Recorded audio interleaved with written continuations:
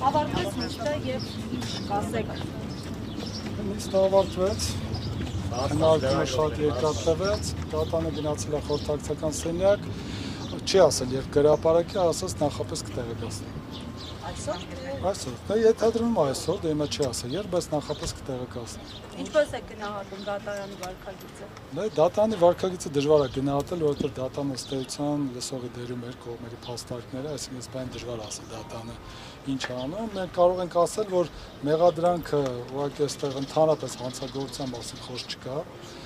Իրենք ինչ են ասում են իբրև թե Ծառուկյանը որոշակի Իրանի Իսլամական Հանրապետության քաղաքացիների խարդախությամբ նրանցից հափշտակություն արել եւ փողերի լվացումը կատարել, բայց մենք դատանում հստակ հիմնավորեցինք, որ այդ անձին փաստաթղթեր են ստորագրել, որոնց իրենք են պարտ Ծառուկյանին, որ իրենք այդ գումարները չեն վերադարձել, պարտավորվել են մինչև 26 թվականը վերադարձնել, հիմա չեն վերադարձել եւ այս վարույթները ըստ էության շանտաժի հետ կապված սկսել են։ Մենք հիմնավորեցինք Իրանի Իսլամական Հանրապետության դատանի որոշումով, որ իրենք այս նույն process-ը այնտեղ են նաև սկսել եւ այնտեղի դատանը արձանագրել է, որ հանցագործություն չկա, քաղաքացիական գործընթացներ են եւ նաև համապատասխան իրենց իրավասու պետական մարմինները արձանագրել են, որ Իրանի Իսլամական Հանրապետության քաղաքացիների հայտարարածների հիմնական մասը չի համապատասխանել իրականությունը ըստ էության սուտ է։ Այսինքն այն, որ ինչ որ ներկայացնում են, ակնհայտ է, որ այստեղ հանցագործություն ընդհանրապես գոյություն չունի, ասում են, տեսեք, հասարակ բան,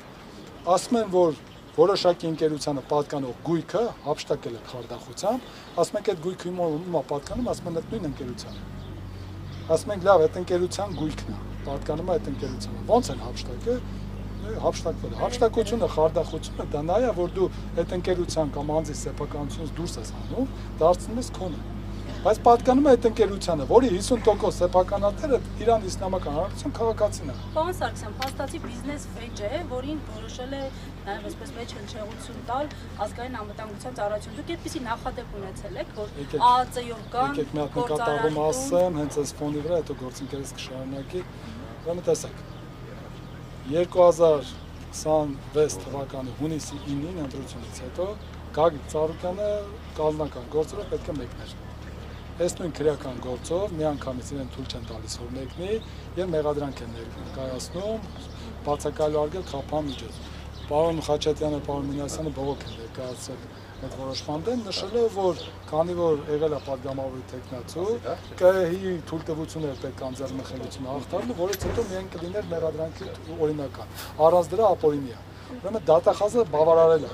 իրենց բողոքը եւ արձանագրել է, որ այո, ապօրինի է մեղադրանքը։ Բայց ամսի 23-ին հաստատել է, մինչև ամսի 6-ը այդ որոշումը չեն ներկայացել, ոչ քննիչին, ոչ մեզ։ Սահմանի հետ սահմանափակումը չեն վերացել բացակայելու արգելք, այսինքն մի հատ 23-ից պահել են ապօրինի սահմանափակումը, մինչև ամսի 6-ին ձերբակալել։ Հիմա դրանից հետո մենք կարանք խոսենք, այսինքն դատախազությունը արձանագրել է, որ մեղադրանքը ապօրինի էր։ Սա նշանակում որ այդ պահին պետք էր սահմանը փակել, այդ մեղադրանքը ապօրինի ներկայացեցին, հետո կարճեցին, հետո էլ պետք էր սահմանափակումը ելքի պահել մինչև ամսի 6-ը ձերբակալելը, ամսի 6-ը պահեցին, այսինքն այս բոլոր ապօրինությունները վկայում է, որ այստեղ մենք գործ չունենք իրավական process-ների հետ։ Իրենք անում են այն, ինչը որ հրապարակային հայտարարվել է, որ պետք է արվի ու շարունակական անում են։ Ներկայացնում ենք ապացույցները, կոնկրետ Իրանի Իսլամական Հանրապետության քաղաքացին մյուս դրվագով ասում է, որ Ծառուկյանը ինձ չի խաբել, մեկ այլ անձ է ինձ խաբել, ընդ որում Ծառուկյանը ասում է, որ այդ անձը խաբելու է մեզ, ասում է ես ասացի չէ, ոչինչ թող աշխատի։ Հիմա իրանք ասում են չէ, Ծառուկյանն է խաբել այդ անձի հետ միասին։ Այդ քաղաքացու տարերեսում է եղել։ Այս բանը դեռևս ոչ։ Իսկ դուք տեղեկություն ունեք Իրանի քաղաքացին Ծագումով ադրբեջանցի է թե ոչ։ Նման տեղեկություն չունեմ։ Պարոն Խաչատրյան, հավելեք դուք մանրամասնեք ձեզ այս պահին գործի հիմքերի մասին ինչ տպավորություն ունեք եւ մասնագիտական առումով ինչ նկատառում։ Տեսեք, պարոն Սարգսյանը մի քիչ ավելի բարի գտնվեց, ես կասեմ, որ այս ստատական նիստի ընթացքում մեղադրանքից քարին չի թողնվել։ Նման փուչ մեղադրանք դժվար է պատկերացնել նման գործով, եթե նույնիսկ այս հետապնդումները պետք է կազմակերպեն, պետք է մի քիչ ավելի լուրջ մեղադրանք մտածեին, որովհետև այստեղ կարծում եմ հանցագործության դեպք էլ չկա ու ավելին ոչ թե բիզնես վեճա դուք չէ հարցրեցիք, սա բիզնես վեճա վերածվում է քրեայրավական process-ի, ես կարծում եմ, որ այստեղ բիզնես վեճ չկա, այստեղ ուղիղ իմաստով պետք է պարոն Ծառուկյանը ճանաչվեր դուժող, ուղղակի այս պարագայում դուժողին տրվել է մեղադրյալի կարգավիճակ։ Պարոն Խաչատրյան, մեկ դեպքի մասով այլ կառույցներում, կազմակերպություններում խոզարկությունները ինչով են հիմնավորել։ Չէ, այստեղ չեն կարող ասել, որ մեկ դեպքի, ուղղակի այստեղ շատ կարևոր է հենց պարոն Սարգսյանի ասածով, որ այս քաղաքական հետապնդումների, հա, ֆոնին տարբեր գործերով բոլոր գործերը ակտիվացան մեկ օրում։ Նույնիսկ 2020 թվականին ինչ-որ Կոտայքի քննչականում քննվող գործով էր ակտիվացան, 19 թվականի գործով հարուցված ակտիվացան, 20 թվականի գործով, այսինքն հենց կարևոր է արձանագրել այդ հանգամանքը, որ բոլոր գործերը ակտիվացան մեկ օրում։ Դե ով կպատասխանի մեզ ինչու։ Բոլորն ասում են մենք հիմա զբաղված ենք, բոլորն ասում են մենք հիմա զբաղված ենք զուտ իրավական process-ներով, մնացած դատողությունները թողնում եմ ձեզ, մենք կզարմանայինք, որ այլ կերպ մեկնաբանեին, հելնեին ասեն չէ, մենք հենց հիմա զբաղված ենք քաղաքական հետապնդումով։ Պարոն Սարգսյան, ինչ է սպառում գործողությունները կատարվել, բացի խոզարկությունները։ Դե փաստացի մեր մասնակցությամբ խոզարկությունն է, ձերբակալումն է եւ նաեւ ասկալանքի միջնորդությունը։ Այսինքն որպես այդպեսին իրենք բազմաթիվ գործողություններ ունեին անելու հատուկ չի կատարվել, որովհետև ինչ անում են, երկում է մեղադրանքը։ Նոր է դատանում մեկ այլ անձի ցուցմունքը պահանջեցին, ներկայացրեցին եւ ամբողջությամբ նորից մեղադրանքը հետ։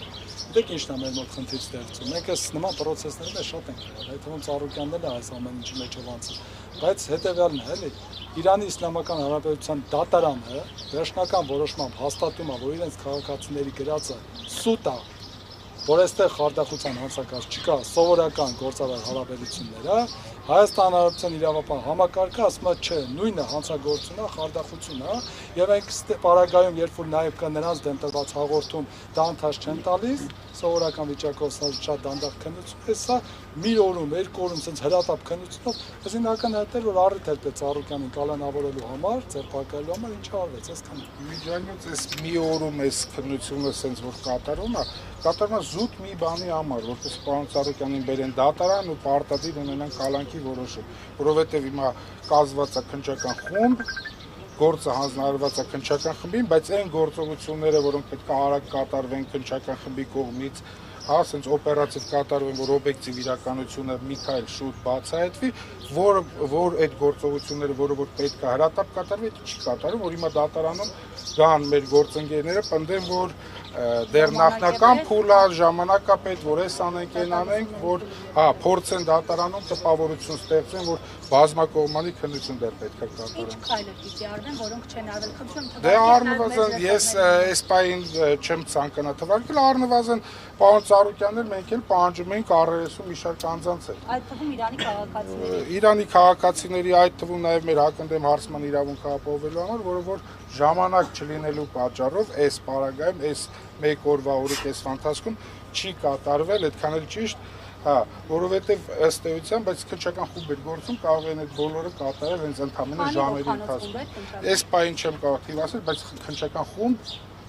արդեն նշանակում որ մի քանի հոգի զբաղվում են նույն գործով։ Մեղադրող կողմից Երեք հոգի։ անունների կտրուկ։ Անով չեմ այսքանը շնորհակալություն ես բան։